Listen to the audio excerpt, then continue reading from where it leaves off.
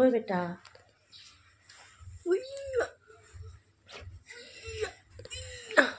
Good morning মানবঞ্জন। ও তো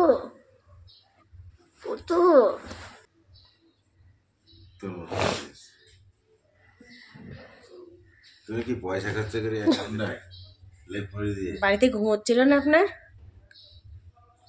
ঠান্ডায় আরাম করে ঘুম? বলছি বাড়িতে ঘুম হচ্ছিল না আপনার? আপনি এখানে ঘুমাতে এসেছেন?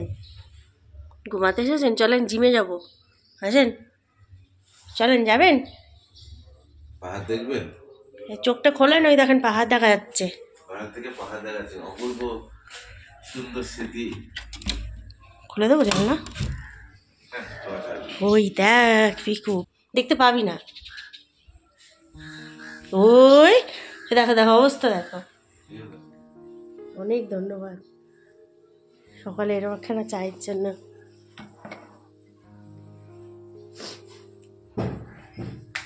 জল খাও, জল। গতকাল দুপুরবেলায় এখানে এসে আমরা পৌঁছাই, আর এখন সকাল। আমরা এখান থেকে রওনা দেব আমাদের ভ্রমণের উদ্দেশ্যে। আমরা যে হোমস্টেটাতে রয়েছি তার সামনের রাস্তায় রয়েছে পরপর বেশ কয়েকটি বসতি বাড়ি। যেই এলাকাটাতে এসে একটা রাত কাটালাম, এলাকাটা কেমন সেটা ঘুরিয়ে দেখার জন্যই সকাল সকাল আমরা তিনজনে একটু হাঁটতে বেরোলাম। কম বেশি ছোটোখাটো সমস্ত দোকানপাটই আশেপাশে খুলে গেছে। যেহেতু এটা ট্যুরিস্ট পয়েন্ট, ফলে আশেপাশের দোকানে সেই সমস্ত জিনিস বেশ ভালোই অ্যাভেলেবেল।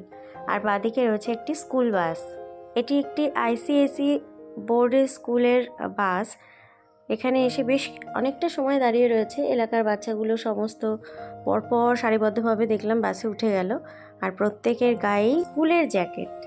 গতকাল হোমস্টেতে আমরা আসার পর ওয়েদার আমাদের একদম সাপোর্ট করেনি। প্রচণ্ড পরিমাণে বৃষ্টি হচ্ছিল, ফলে আমরা বিকেলটা তেমনভাবে ঘুরতেই পারিনি, পুরোপুরি রুমে কেটেছে। আর এখন যখন বেরোলাম তখন ভাবলাম টুকিটাকি কিছু কেনাকাটা আমাদের করার দরকার ছিল, কিন্তু আমরা করে উঠতে পারিনি। সেই সমস্ত জিনিসগুলো এখন নিয়ে নিতে হবে। যেমন আমার একটা সাদা চশমার প্রয়োজন আছে, আর একটা সানগ্লাসেরও দরকার রয়েছে। তো সেরকম দেখে দুটো নিলাম এবং একটা টুপি নিলাম। এগুলো আমি এখানকার স্থায়ী দোকান থেকেই নিচ্ছি নিজের প্রয়োজনে। সাধারণত এই ধরনের টুপি পরতে আমি অভ্যস্ত নই, তবে এই সমস্ত এলাকাতে ঘুরে বেড়াতে হলে টুপির বিশেষ প্রয়োজন, সেটা উপলব্ধি করতে পেরেই একটা টুপি নিলাম। আশেপাশের সমস্ত দোকানের যারা ওনার আছেন মোটামুটি সবই এখানকার স্থায়ী বাসিন্দা, তবে এই ভদ্রলোক শিলিগুড়ির বাসিন্দা। এই টুপিটা আর এই সাদা টুপিটা, এই দুটোর মধ্যে আমি কনফিউজ হয়ে যাচ্ছি কোনটা নেব।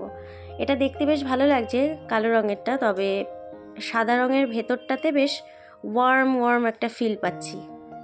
গতকাল বেশ সময় গাড়িতে চড়েই আমার চোখটা কেমন একটু লাল লাল হয়ে গেছিলো, ওই জন্য একটা সানগ্লাস নিলাম আর একটা হোয়াইট গ্লাস।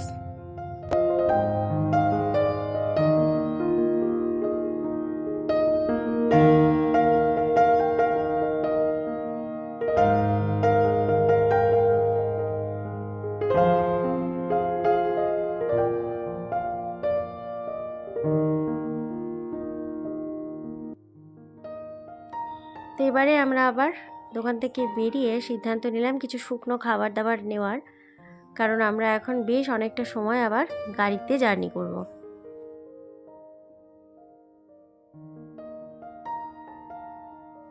আমরা যে রাস্তা বরাবর ধরে হাঁটছি এটা ভারতের রাস্তা, আর এই ট্রেনটার বাঁ দিকটাই রয়েছে নেপালের রাস্তা, তার প্রমাণ দেখাচ্ছি।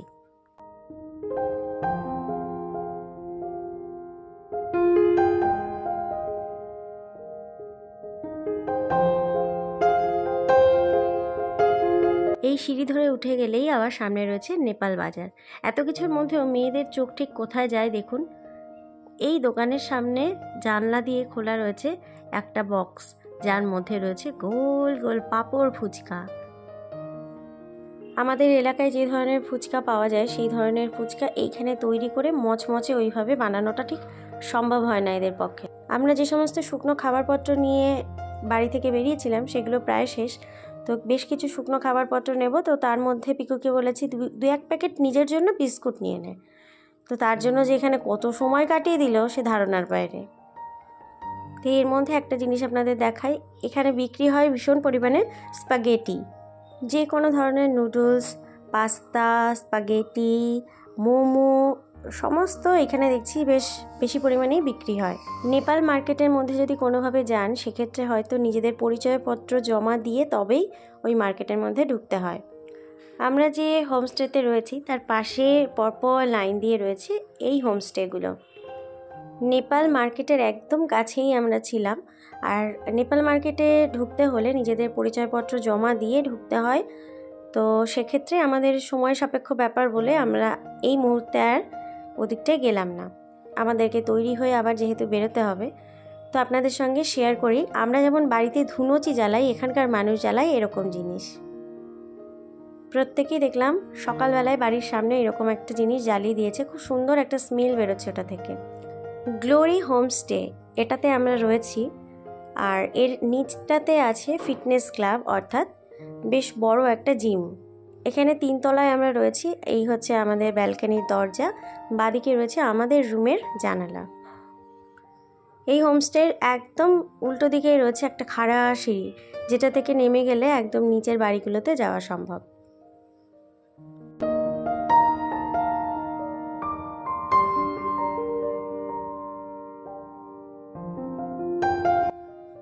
বারান্দা থেকে দূরের পাহাড়ের গায়ের মেঘগুলো কেমন লাগছে সেটাই দাঁড়িয়ে দাঁড়িয়ে আমি অনেকটা সময় ধরে দেখছিলাম।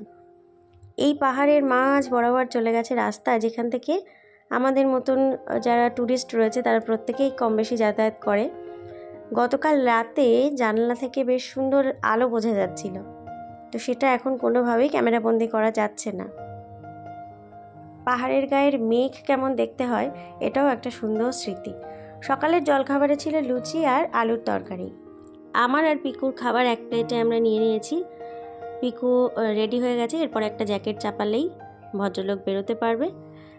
তো আগে খাওয়া দাওয়াটা সেরে নিক, ততক্ষণ আমি তৈরি হয়ে নিই।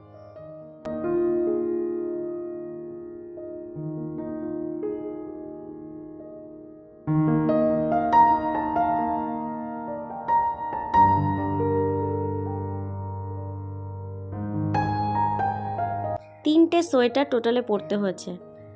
আর এদিকে বাইরেটা নিজের সঙ্গে আর একবার ক্যামেরাবন্দি করব। এখান থেকে ভালো আসছে না রুমের থেকে, তো তার জন্য আসলাম বারান্দাটায়। আর এদিকেও আমাদের বন্ধুরা মোটামুটি তৈরি হয়ে গেছে, সবাই বেরোবে, কিন্তু আমার এখনও খাওয়া দাওয়া হয়নি। পিকুর খাওয়া দাওয়া হয়ে গেছে, এবার আমি চট করে খেয়েই নিচে যাব। এই ভদ্রলোক সবার আগে খাওয়া দাওয়া করে নিয়েছে আর একটু বর্তমানে ব্যস্ত রয়েছে, কারণ ওই নিচে যে সমস্ত বন্ধুরা দাঁড়িয়ে রয়েছে সবার আইডেন্টিটি প্রুফ রয়েছে ওর হাতে, যেগুলো প্রত্যেকের গাড়িতে গাড়িতে দিতে হবে। সবাই সবার মালপত্র নামিয়ে নিচে দাঁড়িয়ে রয়েছি, তবে আমাদের গাড়ি এসেছে ভুল। এখানে সাধারণত 2 রকমের গাড়ি যায়, যেটা ল্যান্ড রোভার আর বুলেরো। তো আমাদের ডিমান্ড ছিল আমরা প্রত্যেকেই বুলেরোতে যাব, তাতে নাকি ঝাঁকানিটা একটু কম হয়। এই দূরে যে পাহাড়ের গায়ে বাড়িগুলো ওটা হচ্ছে নেপাল মার্কেট, ওর দোরগোড়া থেকেই আমরা সকালে ঘুরে এসেছি। তাহলে চলুন আমরা বেরিয়ে পড়লাম চিত্রের উদ্দেশ্যে। এবার তুমি তোমার ফিলিংস বলো, কেমন ফিলিংস হচ্ছে বলো। उठ रहा हूँ ऊपर, बहुत बढ़िया है। हम लोग खाली ऊपर उठ रहा हूँ। ওরে মাগো, সামনে রাস্তা দেখো।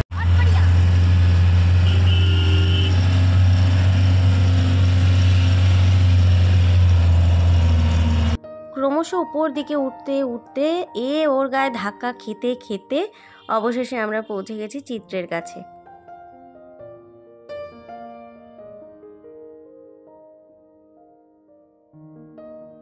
এখানে নীল জামা পরে প্রত্যেকে ট্রেকিং করছে।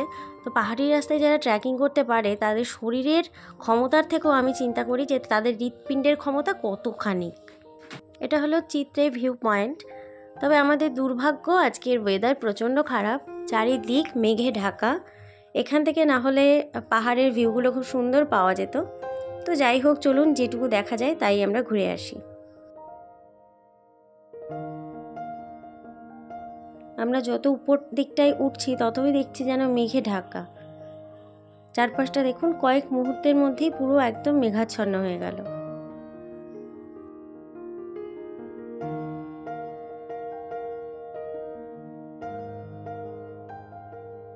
মেঘের মধ্যে নিজেকে একটুখানি ঘুরিয়ে ফিরিয়ে ভাইবসটা নিচ্ছিলাম। সেই মুহূর্তে খেলাম একটা বকা, যে না, সকালবেলায় যে টুপিটা কিনে দেওয়া হয়েছে সেই টুপিটা কেন আমি মাথায় দিইনি। যাই হোক, ভদ্রলোক টুপি আনতে গেছে, গাড়ির মধ্যে রয়েছে। আসলে যখন গাড়ি থেকে নেমেছি সেই মুহূর্তে এতটা হাওয়াও দিচ্ছিল না, এতটা ঠান্ডাও লাগছিল না। ওপর দিকটায় আসার পর এত হাওয়া দিচ্ছে, এখন টুপি পরাটাই শ্রেয়। আমি যদি সুস্থ থাকি তাহলে ওরাও সুস্থ থাকবে, সেই বিষয়ে ওদের যথেষ্ট ভরসা আছে। তবে আমি বিগড়ে যেতে পারি এই বিষয়ে কোনো ভরসা নেই। তার জন্য মাথা কান ঢেকে নিলাম। এবার চলুন সামনের দিকে যাই।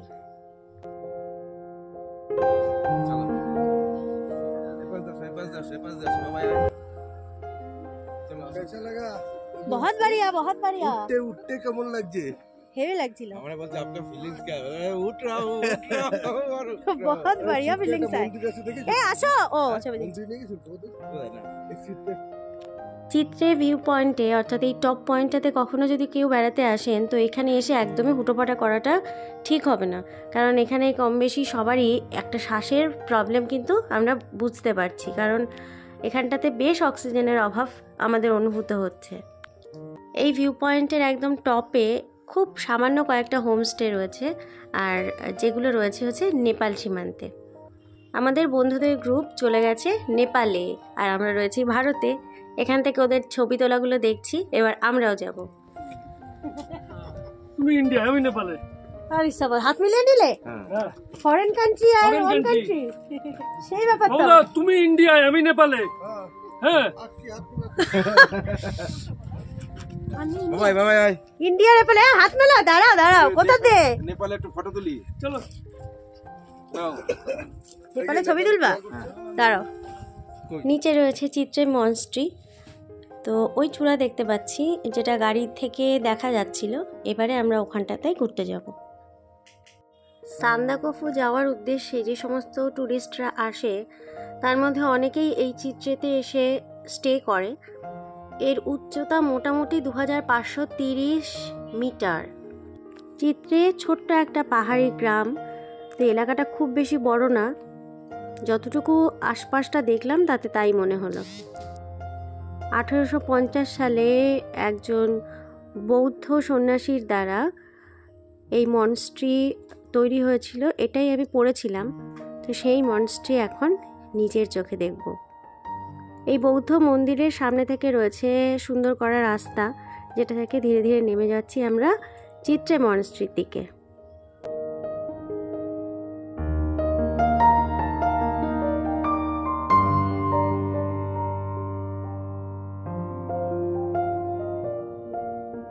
মনস্ট্রিতে ঢোকার জন্য এখানে রয়েছে একটা মেইন গেট। তো আমরা ওই বৌদ্ধ মন্দিরের রাস্তা ধরে এসেছি, তবে অনেকে এই গেট বরাবর গাড়ি নিয়ে একেবারেই এখানে প্রবেশ করতে পারে। আমরা যেহেতু সান্দাকফু যাওয়ার রাস্তায় রয়েছি, ফলে এখানে খুব বেশি সময় কাটানোর জন্য সবাই একমত নয়। তো সে কারণে আমরাও আর বেশি সময় এখানে কাটাবো না। যেটুকু সময় কাটাচ্ছি সেটুকুই আপনাদের সঙ্গে শেয়ার করছি। মনস্ট্রির সামনেই রয়েছে এই রকম বড় একটা বৌদ্ধ মূর্তি। এই বৌদ্ধ মূর্তির সামনে সবাই ছবি তুলছে, আমরাও এখানে দু একটা ছবি টবি তুলব, তারপরে রওনা দেব আমাদের পরবর্তী গন্তব্যে।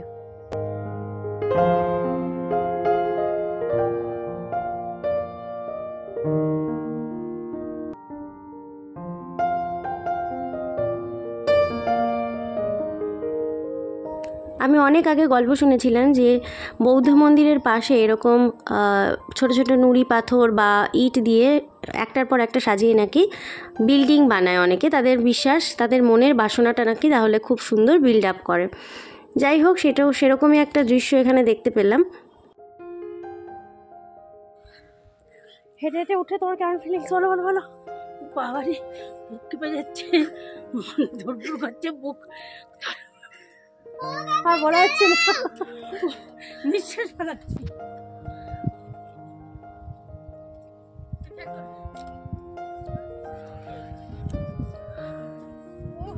হেঁটে এসে এক্সপিরিয়েন্স কেমন আছে? মাগো তুমি এ পেয়েছো, ক পেয়েছো? এই পয়েন্ট থেকে নিচে নামা এবং ওপরে ওঠা বেশ কষ্টের। তো খুব আস্তে আস্তে কথা না বলে নামা এবং ওঠাই শ্রেয়। এখানে যে দূরে দেখতে পাচ্ছি পাহাড়ের গা থেকে মেঘ ভেসে যাচ্ছে, যেটা নিজে চোখে না দেখলে কোনোভাবেই ক্যামেরাবন্দি করে বোঝানো সম্ভব নয়। তাহলে চলুন এই ভিডিওটা এই পর্যন্তই, দেখা হবে আবার পরের ভিডিওতে।